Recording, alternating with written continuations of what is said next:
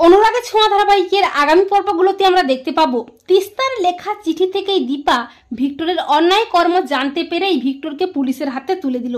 হ্যাঁ বন্ধুরা, আমরা এমনটাই দেখতে পাবো অনুরাগের ছোঁয়া ধারাবাহিকের আগামী পর্বগুলোতে। ভিক্টরের হাত থেকে তিস্তা নিজেকে বাঁচাতে মরিয়া হয়ে ছুটতে থাকে রাস্তায় রাস্তায়, আর ভিক্টরও তিস্তার পিছু নিয়ে ছুটতে থাকে। একটা সময় তিস্তা ছুটতে ছুটতে ভুবনের গাড়ির সামনে পড়ে যায়। তখন ভুবন তিস্তাকে দীপার কাছে নিয়ে আসে। তিস্তাকে বিধ্বস্ত অবস্থায় দেখে অবাক হয়ে যায় দীপা। দীপা বুঝতে পারে তিস্তার কিছু তো একটা হয়েছে।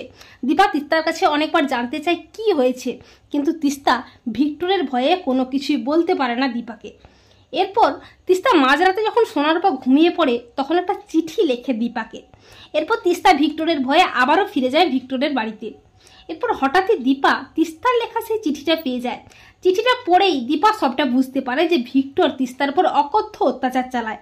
অপরদিকে তিস্তা বাড়ি ফিরে গেলে ভিক্টর যখন আবারও তিস্তার উপর অত্যাচার চালায় তখন পুলিশ নিয়ে হাজির হয় দীপা।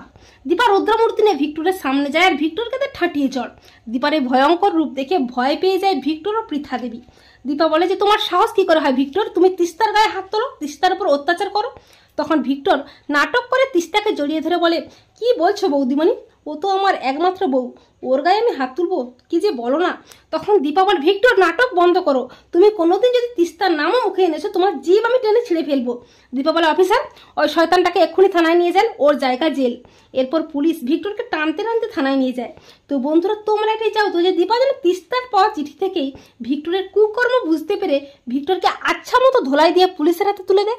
কমেন্ট করে জানিয়ে দাও তোমাদের মতামতটি।